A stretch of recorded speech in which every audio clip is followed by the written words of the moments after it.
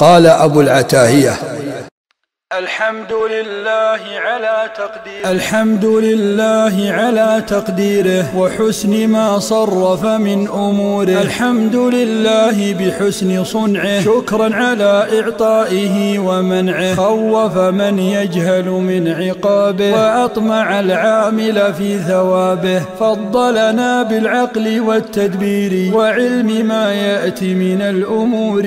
يا خير من يدعى لدى الشدائد ومن له الشكر مع المحامد. أنت إلهي وبك التوفيق، والوعد يبدي نوره التحقيق. حسبك مما تبتغيه القوت، ما أكثر القوت لمن يموت. إن كان لا يغنيك ما يكفيك، فكل ما في الأرض لا يغنيك.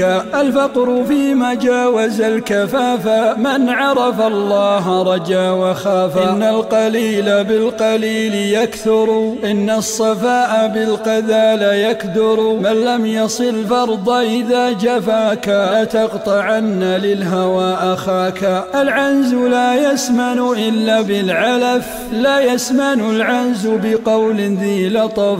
الله حسبي في جميع أمري، به غنائي وإليه فقري. لن تصلح الناس وأنت فاسد، هيهات ما أبعد ما تكابد. لكل ما يؤذي وإن قل ألم، ما أطول الليل على من لم ينم. من لاح في عارضه القتير، فقد أتاه بالبلا النذير. إن اختفى ما في الزمان الآتي، فقس على الماضي من الأوقات. من جعل النمام عينا هلكا، مبلغك الشر كباغيه لك. لكل قلب أمل يقلبه، يصدقه طورا وطورا يكذبه. لم يصف للمرء صديق يمذقه، ليس صديق المرء من لا يصدقه.